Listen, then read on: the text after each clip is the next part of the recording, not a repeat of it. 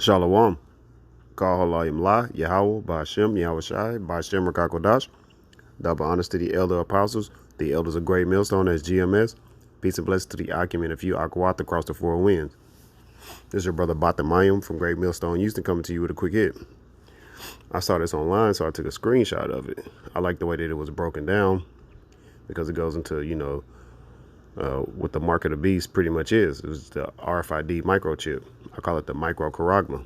It's the size of a grain of rice. And it pretty much has the three, I don't want to say levels or steps, but pretty much three indications when you go into the word mark. That there's multiple marks, like the mark in Ezekiel 9:4 through like 6. That mark is the Y, which is a sign of exemption. This mark, when you go into Charagma, a badge of bondage. So you're going to be bonded to your oppressor, which is the devil, the self-proclaimed white man, Esau, Edom. Which, if you see on the Charagma, it's a Edomite hand. You can see Edom is red. Esau, Edom. It's the ones that are in rulership. Job 9:24, the earth was given into the hands of the wicked. But I want to bring out these few precepts in Revelation, chapter 13, chapter 14, and I may grab Revelation chapter 20 also. But Charagma. Actually, let me read the precepts first. Salakia. Revelation chapter 13, verse 16. And he causeth all, who is the he? The he is Esau, Edom, the self-proclaimed white man, mainly these elites. And he causeth all, both small and great, rich and poor, free and bond, to receive a mark in their right hand or in their foreheads. Now that word mark is Charagma, but it doesn't necessarily have to be in your right hand. Matter of fact, let me grab that. Revelation chapter 20, verse 4. And I saw thrones, and they sat upon them, and judgment was given unto them. And I saw the souls of them that were beheaded for the witness of Yahweh Shai and for the word of Yahweh power.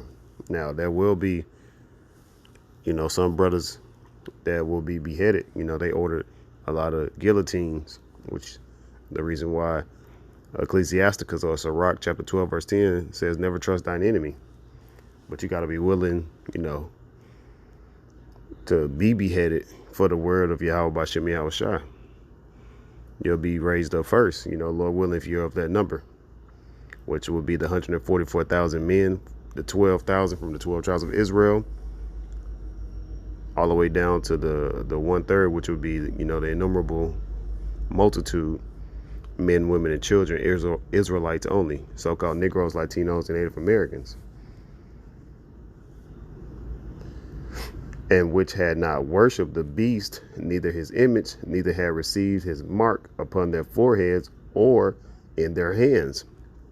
So pretty much either hand, your foreheads, or, any place on your body, especially the hot spots, because that's pretty much what the micro Charagma will be going, as you see in the top left corner of the picture. They put it right in between the little meaty part of your hand.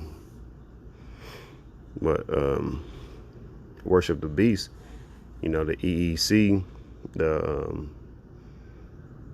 in the EU, going to the beast, and then neither his image, so the image of the beast will be the legislation, architecture. You see a lot of pillars and things.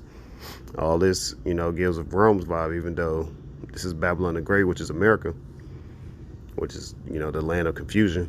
When you go to Babylon, it's Babal in the Hebrew. It's the land of confusion. And they lived and reigned with Mashiach 1,000 years.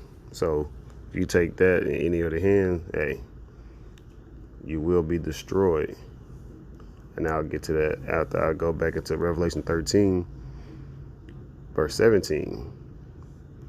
And that no man might buy or sell, save he that had the mark, or the name of the beast, or the number of his name. So you won't be able to buy or sell without this micro Charagma. It's going to store all of your information on there, money, and etc. but you're not going to be able to function if you don't have it. You know, the Lord Yahweh Bashem Yahushua will make a way for us, you know, because you don't want to be bonded to this beast system. Let me go into the word mark.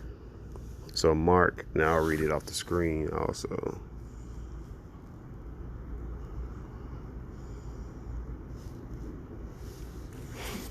So going to the word mark is Charagma, Strong's G 5480, and then I'll read the definition on the screen.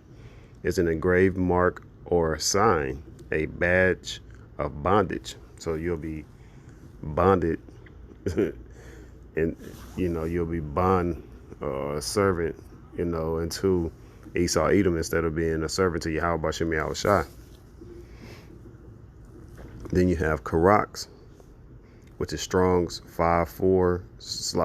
Strong's G 5482, a stick or a stake similar to bite of a snake. So it's pretty much a sharp instrument, you know, that they're going to use to insert the micro charagma under your skin. Then you have grapho, which grapho is Strong's G 1125, write with reference to content of the writing. So like some people's bank accounts, there's a pie graph or a pie chart that shows what you're spending your money on, you know, food, gas, etc., etc. But all of that will be stored, you know, through the grapho. So your medical records, driver's license, is going to be a passport, of course, your banking system. And then if go back to Karax, you know, you see the sharp instrument that they're going to use to insert the micro charagma. But also when you go into stake, it's a sharp point. Like if you're putting a stake into the ground, it's going to be a sharp point at the bottom of the wood, and you're inserting it into, you know, the soil.